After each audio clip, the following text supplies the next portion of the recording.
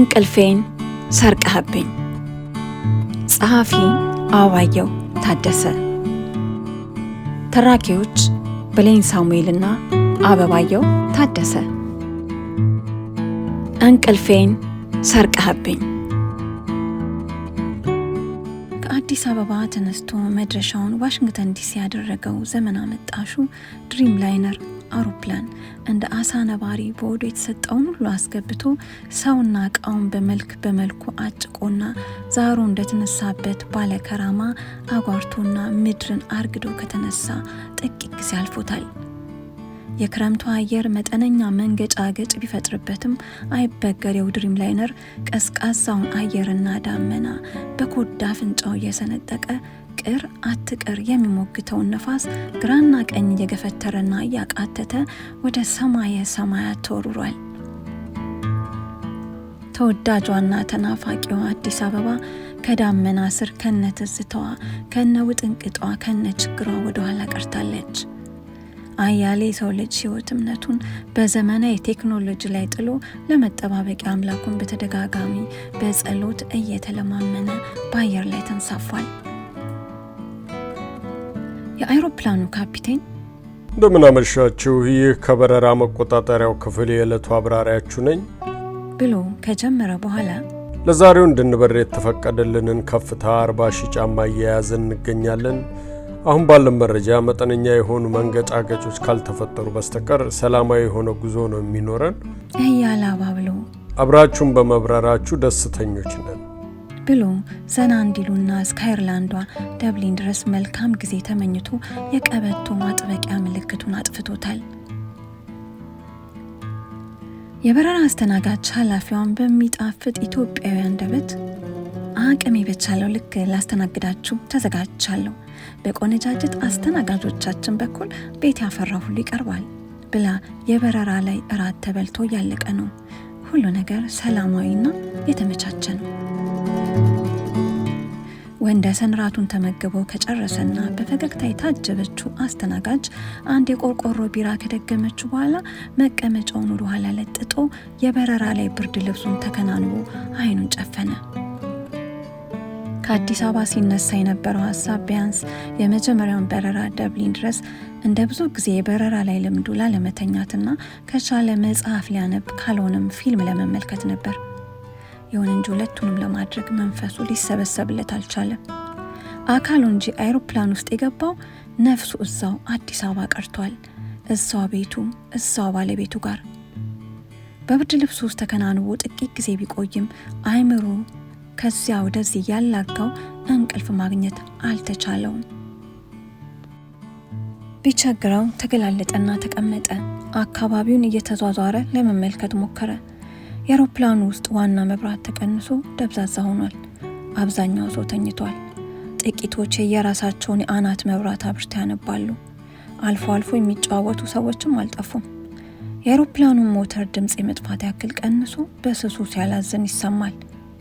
ወንደሰን በመተላለፊያው አጠገብ ዳር ላይ ነው የተቀመጠው። በቀኙ በኩል ከአጠገቡ የተቀመጡትን ሁለት ሰዎች አስተዋለ። ባልና ሚስት ይመስላሉ። ወንድየው ከሱ ቀጥሎ መሃል፣ ሴቷ ደግሞ ጥግ ላይ መስኮቷ አጠገብ ነው ያለችው። ካሉበት የአይሮፕላን ክፍል የመጀመሪያው መደዳ ላይ ስለሆነ የተቀመጡት ከፊታቸው ሌላ ወንበር ባለመኖሩ የተነሳ ለእግራቸው በቂ መዘርጊያ ቦታ አግኝተዋል። በተለይም ለሰውየው ቦታ የተመቸ ይመስላል። ረዥም እግሩን ያለምንም ችግር ዘርግቶ ፊቱን ተሸፋፍኖ ከተኛ ቆይቷል። በተቃራኒው ሴቷ ብዙም የተመቻት አትመስልም። ቶሎ ቶሎ ትገላበጣለች፣ ፊልም ትከፍታለች፣ ሙዚቃ ታደርገውና ፊቷን ትሸፍነዋለች፣ ደግሞ ታጠፋፋውና በዝምታ ተገላልጣ ቁጭ ትላለች። ታድሎ አለ ወንደሰን ዘመኑን ጨርሶ የተዘረጋ የሚመስለውን አጠገቡ የተኛ ሰው እያስተዋለ። ያንዳንዱ እንቅልፍ እንዴት ያስቀናል። ለራሱ ደገመው። ሰዓቱን ተመለከተ። ከ3 ሰዓት በላይ በረዋል። ይህ ሰው ግን አንዴም አልተንቀሳቀሰም። ያልተለመደ ሆነበት። ሞቶ ይሆን እንዴ አለና አሰበ። ሰው እንዴት ፕሌን ውስጥ 40,000 ጫማ ላይ ተሰቅሎ እንዲህ ይደለዋል? ከራሱ ጋር ተሟገተ።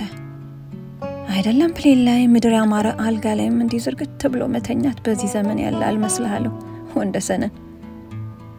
ደጋግሞ ሲመለከተው ከሴቷ ጋር አይናቸው ተገጣጠመና አፈረ። ሀሳቡ የገባት ይመስል ፈገግ አለችለት። እሱም የፍረቱን ፈገግታውን መለሰ። መቼም የሱን ፈገግታ ማግጠጥ ቢባል የተሻለ ይገልጸዋል። አሁን እስቲ ምን አገባኝ፣ ቢሞት ኖሮ እሷ ማወቋ ይቀር ነበር ብሎ እያሰበ ወደ መተላለፊያው ሲዞር አስተናጋጇ ውሃ የሚፈልጉ ካሉ ይዛ እየዞረች አጋጠሙ። እመቤት አላት በትህትና። አቤት ቀረብ አለችው። እባክሽን ቢራ ላስቸግረሽ፣ እንቅልፍ እምቢ አለኝ። አመጣለታለሁ ብላ ሄደች። የመጣለትን ቢራ ጠጥቶ ቢተኛም ቅዠት እንጂ ጥሩ እንቅልፍ ሊወስዶ አልቻለም። ገና ሸለብ ሲያደርገው አውሮፕላኑ ወደ ታች ሲምዘገዘግ ይታየውና ባኑ ይነሳል። ተስፋ ቆረጠ። ካናቱ ላይ ብርድ ልብሱን አንስቶ ለሙቀቱ ብቻ እግሩ ላይ ያሳረፈው። ካጠገቡ የተዘረጋውን ሰው ዞሮ ማየት ባይችል እንኳን ረዥሙ እግሩ ከፊቱ ላይ ተዘርግቶ ከእይታው ሊጠፋ አልቻለም።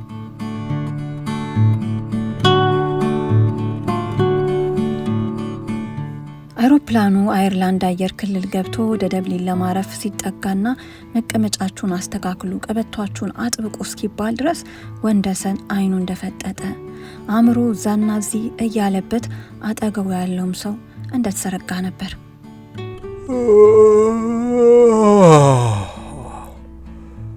ደብሊን ደረስን እንዴ?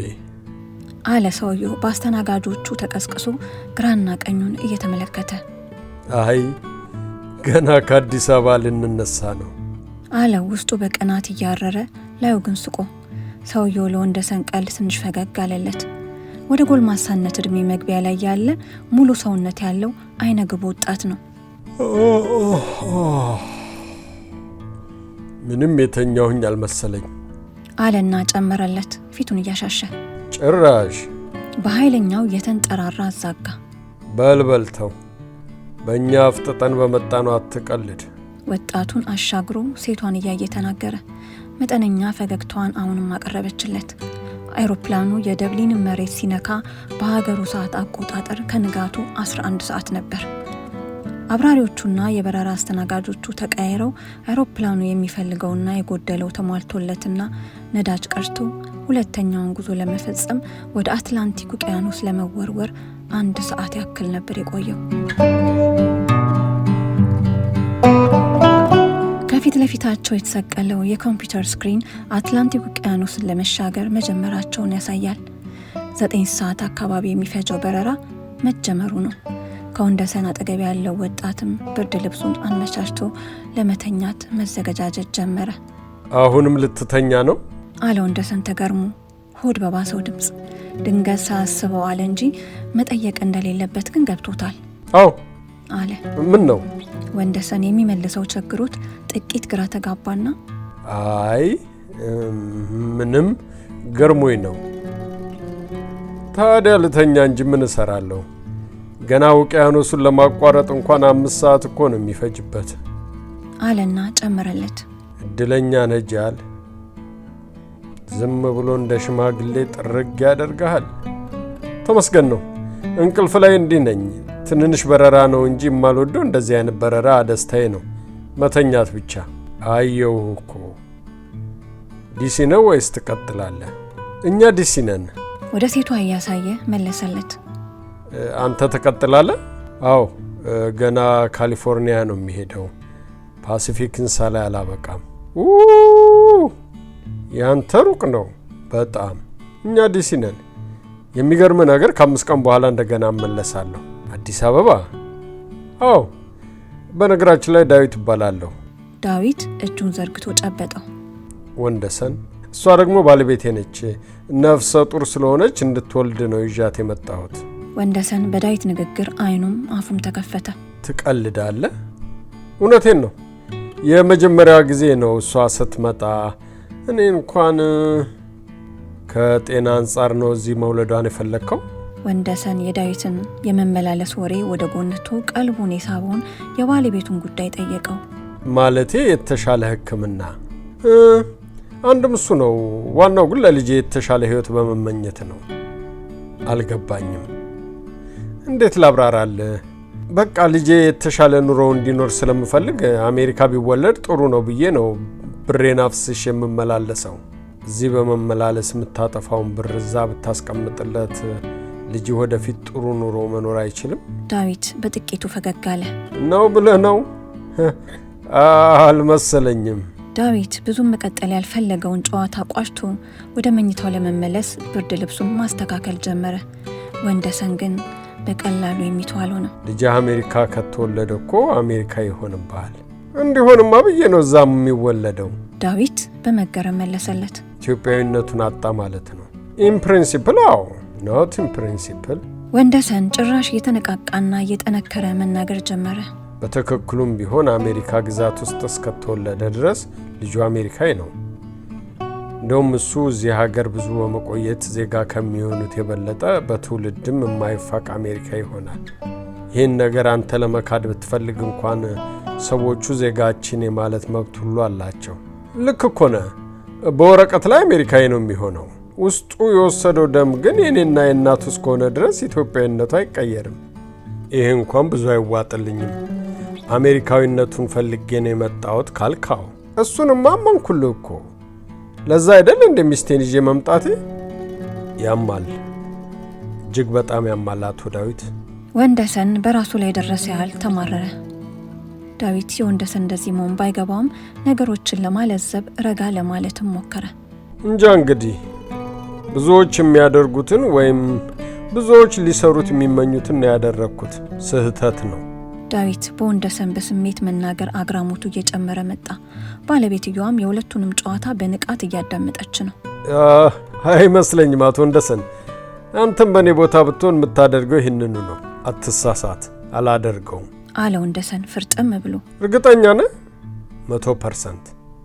እንጃ ብዙ ጊዜ በውጭ ያላችሁ ሰዎች ስለ ሀገራችሁ እንደዚህ አይነት አቋም ትይዙና የቁርጥ ቀን ለራሳችሁ ስታደሉ ስታፈገፍጉ ትታያላችሁ ይባላል።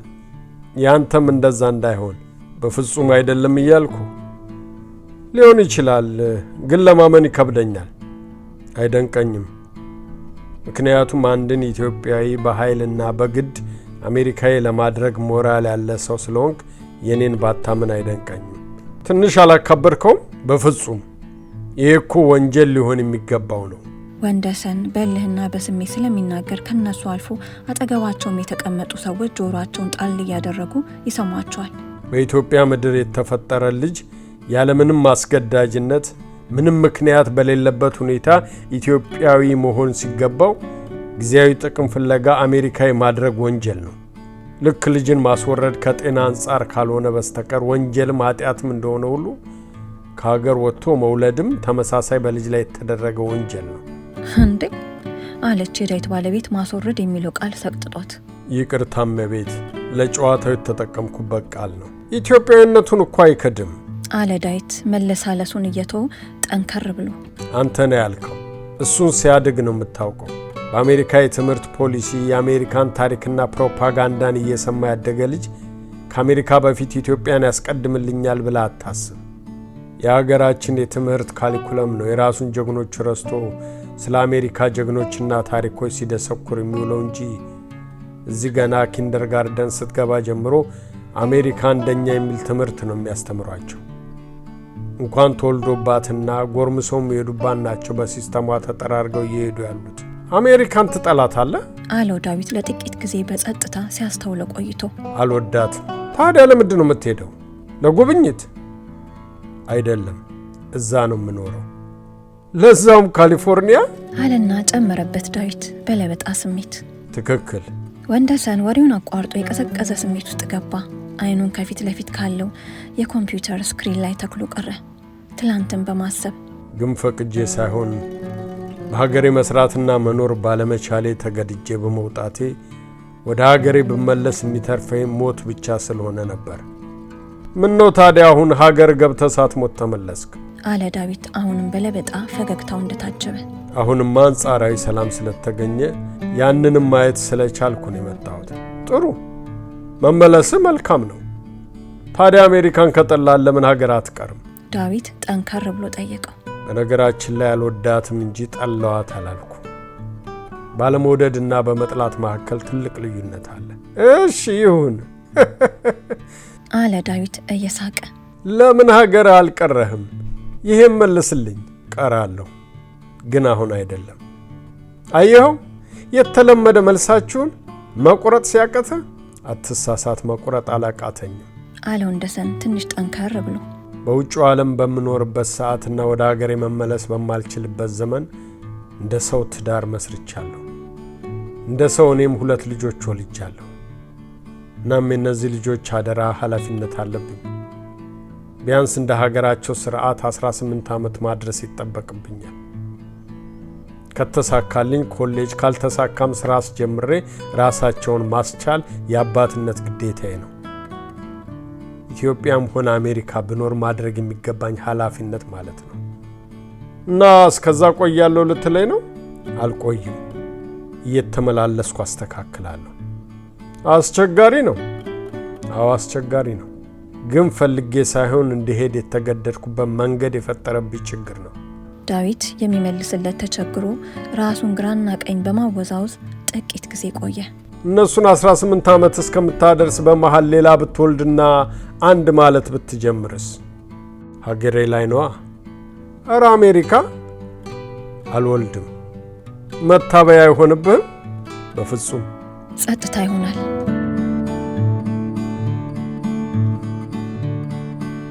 እንዳልገባሁ አውቃለሁ ወንድሜ ዳዊት። እውነቱን ልንገርህ፣ አሁን አንተ ተኝተህ እኔ እንቅልፍ አጥቼ ቀና የነበረው ስለ ባለቤቴ እያሰብኩ ነው። ባለቤቴም በጣም ነው የምወዳት። አስቸጋሪ ነገር ካልተፈጠረ በስተቀር ብዙ ጊዜ አንለያይም።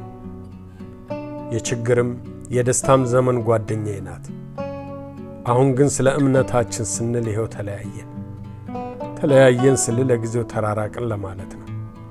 አልገባኝም አለ ዳዊት የዚህን ገራሚ ሞገደኛ ሰው ታሪክ ለመስማት እየተመቻቸ። አውቃለሁ አይገባህም። ከባለቤቴ ጋር 2 ልጆቻችንን በፍቅር እያሳደግን እያለ ድንገት አንተ እንዳልከው ተፈጠረና መጸነሷን ነገረች። እሺ አለ ዳዊት በጨዋታው ተስቦ። ባለቤቱን በንቃት እያዳመጠች ነው። እንዳልኩ ሀገር ሰላም ከሆነ ልጆቻችንን ቦታ ቦታ ሲዘን ቀሪ ሕይወታችንን እዛው ከወዳጅ ዘመድ ጋር ወከባ ሳይኖር ቡና እየጠጣን ቤተ ክርስቲያናችንን እየተሳለምን እግዚአብሔርን እያመሰገንን እንኖራለን ነበር። ሳታስቡት አሜሪካ የሚያስቀር መጣልኛ አለ ዳዊት በአሸናፊነት ስሜት እየሳቀ። መወሰን ነበረብን። ቀላል ነገር አይደለም። ረጅም ዓመት በውጭው ዓለም ስለቆየው ክፉንም ደጉንም ጠቃሚውንም ጎጂውንም ትርፉንም ጉዳቱንም አይቼዋለሁ። የፈለገ ነገር ቢኖር ከሀገር የሚበልጥ ነገር የለም። ቀደም ባሉት ዓመታት አንዴ አባቴን አምጥቼው ነበር። ታምናለህ? 2 ወር ሊቀመጥልኝ አልቻለም ነበር። በሰዓቱ ብናደድም ሀገሩ እንደናፈቀችው ሲገባኝ የሕዝቡ ጠረን፣ የጠጅ ቤቱ ቻቻታ፣ የመንገዱ ላይ ረብሻ በህሊናው ላይ እንደተመላለሰ ስረዳ ልክ መሆኑ ገባኝ። ታዲያ እናንተ እንዴት አደረጋችሁ? አለ ዳዊት ከለበጣ ሳቅ ወጥቶ በቁም ነገር እያዳመጠው ነበር። ባለቤቱም መጨረሻውን ለማወቅ መጓጓቷ ያስታውቅባታል። በመጀመሪያ እኔና ባለቤቴ በጉዳዩ ላይ ተማመን። ከዛ ከልጆቻችን ጋር ለመተማመን ስብሰባ ተቀመጠ። አሜሪካኖቹ አንድ ጥሩ ነገራቸው በመነጋገር ያምናሉ። በመጨረሻም አዲሱ ልጃችን ሀገር ቤት እንዲወለድ ወስነን ባለቤቴን አድርሼ እኔ ወደ አሜሪካኖቹ ልጆቼ እየተመለስኩ ነው። ዳዊት በሚሰማው ነገር ተደንቆ ለጥቂት ጊዜ በጸጥታ ውስጥ ቆየ። ልጅ ግን አያዝንብህም? አለው ድምፁ ቀስቀስ ብሎ።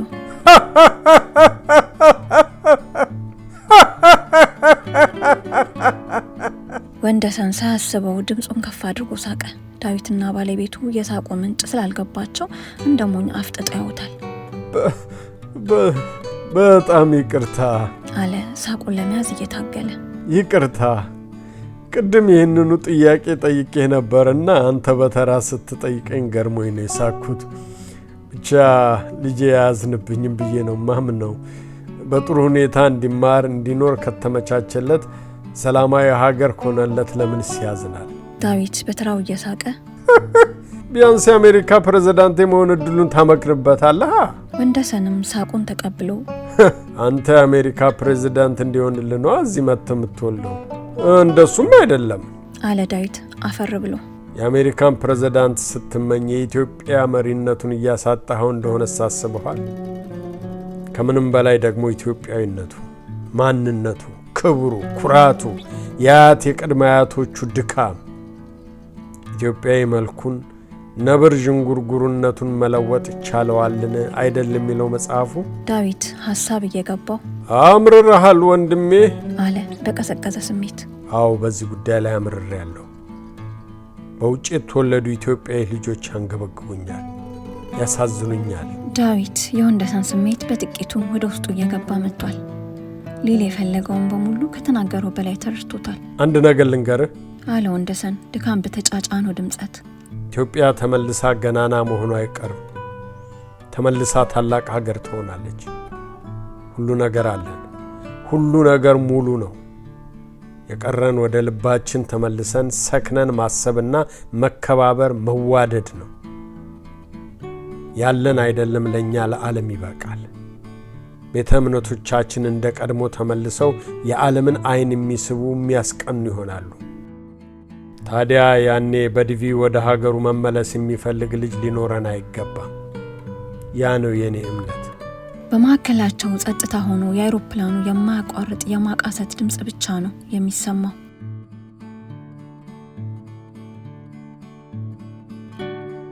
ይቅርታ አቶ ዳዊት አለ ወንደሰን። ደርሼ እንዲሁ ለፈለፍኩብህ መንገድ ያካሂደናል ብዬ ነው። በጣም ይቅርታ አለና በሰፊው አዛጋ።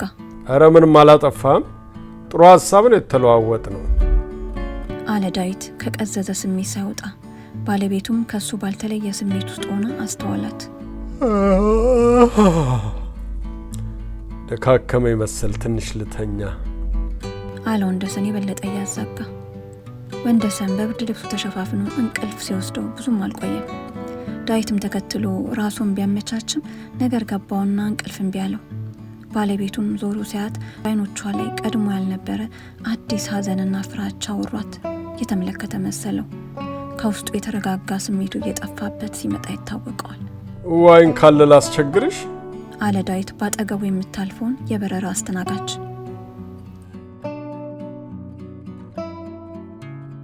ዋሽንግተን ደርሶ አውሮፕላኑ መሬት ሲነካ ወንደሰን ከእንቅልፉ ባኖ ተነሳ። በስመ አብ አለ እየተገለጠ። ደረስን እንዴ አለ ዳዊትን እየተመለከተ። በመጨረሻ አለ ዳዊት በተዳከመ መንፈስና ስሜት። ትንሽ ተኛ አለ ወንደሰን የቀደመውን እንቅልፉን እያስታወሰ። አይ አለ ዳዊት እንደፈዘዘ ወደ ተርሚናል በእርጋታ የሚሄደውን አይሮፕላን በስክሪኑ ላይ እየተከተለ። አይ በበኩል እንቅልፌን ሰርቀህብኝ አለና ሐሳቡን ለማባረር ይመስል ጭንቅላቱን ከግራ ወደ ቀኝ ወዘወዘው።